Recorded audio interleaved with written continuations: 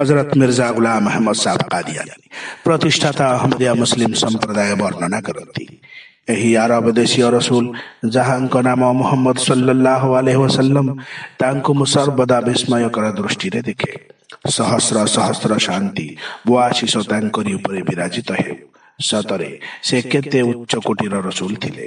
ତାଙ୍କ ସ୍ଥିତିର ସର୍ବଶେଷ ସୀମାକୁ କେହି ଅନୁମାନ କରିପାରିବେ ନାହିଁ ଏବଂ ତାଙ୍କ ମହତ୍ଵ ପ୍ରଦାନକାରୀ ସେହି ଉତ୍ତୁଙ୍ଗ ପଦ ମର୍ଯ୍ୟାଦାକୁ ଉପଯୁକ୍ତ ସ୍ୱୀକୃତି ପ୍ରଦାନ କରାଯାଇ ନାହିଁ।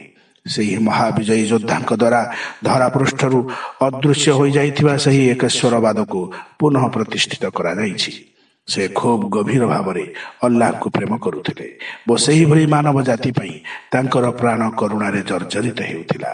ସେଥିଲାଗି ଅଲ୍ଲାହ ଯିଏକି ତାଙ୍କ ହୃଦୟରେ ଲୁକ୍କାୟିତ ସଦ୍ଗୁଣାବଳୀ ସମ୍ବନ୍ଧରେ ସମ୍ପୂର୍ଣ୍ଣ ଅବହିତ ଥିଲେ, ସେ ତାଙ୍କୁ ସମସ୍ତ ରସୁଲଙ୍କ ଉପରେ ତଥା ଅତୀତ ଓ ଭବିଷ୍ୟତର ସମସ୍ତ ଲୋକଙ୍କ ଉପରେ ଶ୍ରେଷ୍ଠତା ପ୍ରଦାନ କରିଥିଲେ ଏବଂ ତାଙ୍କ ଜୀବଦଶା ମଧ୍ୟରେ ତାଙ୍କ ଆନ୍ତରିକ ଇଚ୍ଛାକୁ ପୂରଣ କରିଥିଲେ।